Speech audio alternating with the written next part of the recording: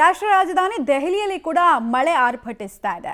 ದೆಹಲಿ ಮತ್ತು ಎನ್ಸಿಆರ್ ಪ್ರದೇಶ ಇದೆಯಲ್ಲ, ಈ ಭಾಗದಲ್ಲಿ ಭಾರಿ ಮಳೆ ಆಗ್ತಾ ಇದೆ. ದೆಹಲಿಯ ಹಲವು ಭಾಗದಲ್ಲಿ ಗುಡುಗು ಸಹಿತ ಮಳೆ ಆಗಿದೆ.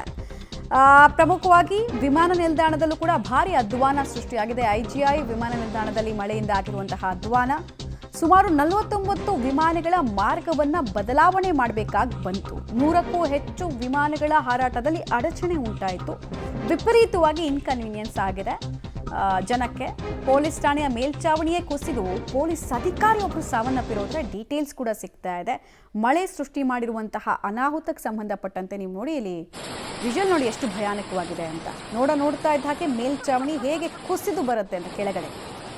ಮೇಲ್ಚಾವಣಿ ರೀತಿಯಲ್ಲಿ ನಿಮಗೆ ಆ ಅದು ಬಟ್ಟೆನ ಅಥವಾ ಶೀಟ್ ಥರ ಇತ್ತ ಗೊತ್ತಿಲ್ಲ, ಅದು ಅಲ್ಲಿ ನೀರು ಶೇಖರಣೆ ವಿಪರೀತವಾಗಿ ಆಗಿತ್ತು. ಅದು ಕೆಳಗಡೆಗೆ ಬರ್ತಾ ಇದ್ದ ಹಾಗೆಯೇ ನೀರಿನ ಸಮೇತ ಅದು ಕೆಳಗೆ ಬಿದ್ದಿದ್ದನ್ನು ನೀವು ಗಮನಿಸಿದ್ರಿ. ಅಲ್ಲೇ ಅದನ್ನು ನೋಡ್ತಾ ಇದ್ದಂತಹ ಜನ ಗಾಬರಿಯಿಂದ ಓಡೋದನ್ನು ಕೂಡ ನೀವು ನೋಡ್ತೀರಾ.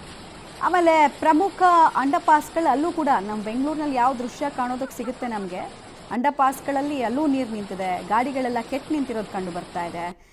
ಇದೇ ಥರ ವಿಜುವಲ್ಸ್ ನಮಗೆ ಲಾಸ್ಟ್ ಇಯರು ಕಂಡು ಬಂದಿತ್ತು ನೋಡಿ. ಅಲ್ಲಿ ಒಂದು ವಸಂತ ಕುನಿಗೆ ಪ್ರವೇಶವನ್ನು ಕಲ್ಪಿಸುವಂತಹ ಅಂಡರ್ಪಾಸ್ನಲ್ಲಿ ವಾಹನಗಳು ಕೆಟ್ಟು ನಿಂತಿರೋದನ್ನು 2-3 ಕಾರ್ ಅಲ್ಲೇ ನಿಂತಿದೆ. ಅಂಡರ್ಪಾಸ್ನ ಮೂಲಕ ಕ್ರಮಿಸೋದಕ್ಕೆ ಪ್ರಯತ್ನ ಪಟ್ಟರು, ಬಟ್ ಆಗಿಲ್ಲ. ಇನ್ನೊಂದು ಕಡೆಗಳಲ್ಲಿ ಅಂಡರ್ಪಾಸ್ಗೆ ಸಮೀಪ ಇರುವಂತಹ ರಸ್ತೆಗಳಲ್ಲೂ ಕೂಡ ವಾಹನಗಳು ಕೆಟ್ಟು ನಿಂತಿದೆ, ಮುಳುಗ್ತಾ ಇದೆ ಇನ್ಫ್ಯಾಕ್ಟ್ ಕಾರ್ಗಳಲ್ಲಿ.